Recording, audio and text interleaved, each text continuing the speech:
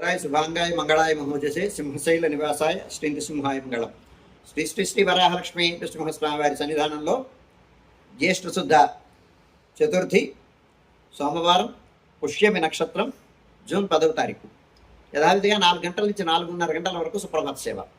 సుప్రభాత సేవలో భాగస్వాములు కాగోరు వారు దానికి తగిన రుసుము చెల్లించి సంప్రదాయ వస్త్రధారణంతో పరిమిత సంఖ్యలో భాగస్వాములు కావచ్చు. 4:30 గంటల నుంచి 6:30 గంటల వరకు ప్రాతరారాధన. ప్రాతరారాధనలో భాగస్వాములు కాగోరు వారు దానికి తగిన రుసుము చెల్లించి సంప్రదాయ వస్త్రధారణతో పరిమిత సంఖ్యలో భాగస్వాములు కావచ్చు. 4:30 గంటల నుంచి 6:30 గంటల వరకు జరిగేటువంటి ప్రాతరారాధనలో భాగంగా నిత్యవేద పారాయణం, ఉపనిషత్ పారాయణం, దివ్య ప్రబంధ సేవాకాలం, అనంతరం ధూపసేవా సమయంలో చతుర్వేద పారాయణం, శ్రీరామాయణం, భారతం, భాగవతం, విష్ణు పురాణం, క్షేత్ర మహాత్మ్యం, వరాపురాణం, శ్రీభాష్యం, భగవత్ విషయం మొదలైన గ్రంథాలన్నీ పారాయణం చేయడానికి ఉపక్రమిస్తారు. అనంతరం బాలభోగ నివేదనం అయిన తర్వాత నిత్యహోమం, బలిహరణం అయిన తర్వాత మంగళాశాస్త్రం, చాత్మరగోష్ఠి, తీర్థం వినియోగం అయిన తర్వాత చుట్టు సన్నిధుల్లో మంగళాశాస్త్రం పూర్తి చేసుకున్న తర్వాత సుమారు 6:30 గంటల నుంచి సర్వదర్శనం ఆరంభమవుతుంది. 7:30 గంటలకు సహస్రనామార్చనం, 8:30 గంటలకు ఆర్జిత గరుడ సేవ, 9:30 గంటలకు ఆర్జిత నిత్య కళ్యాణం ఆరంభమవుతాయి.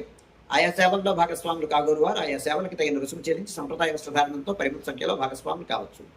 11:30 గంటల నుంచి 12:15 గంటల వరకు మహానివేదనం, రాజభోగ నివేదనం. ఈ సమయంలో భక్తుల యొక్క దర్శనము నిలుపుదల చేయడం జరుగుతుంది. 12:15 గంటల నుంచి 2:30 గంటల వరకు సర్వదర్శనం, 2:30 గంటల నుంచి 3 గంటల వరకు మధ్యాహ్న విరామం. ఈ సమయంలో భక్తుల యొక్క దర్శనములు నిలుపుదల చేయడం జరుగుతుంది. మధ్యాహ్నం 3 గంటల నుంచి రాత్రి 7 గంటల వరకు సర్వదర్శనం. రాత్రి 7 గంటల నుంచి 8:30 గంటల వరకు రాత్రి ఆరాధనం. రాత్రి ఆరాధనలో భాగస్వాములు కాగోరు వారు దానికి తగిన రుసుము చెల్లించి సంప్రదాయ వస్త్రధారణతో పరిమిత సంఖ్యలో భాగస్వాములు కావచ్చు. 8:30 గంటల నుంచి 9 గంటల వరకు సర్వదర్శనం, 9 గంటలకు ఏకాంత సేవ కవాట బంధనంతో ఈనాటి కార్యక్రమం సుసంపన్నమవుతుంది.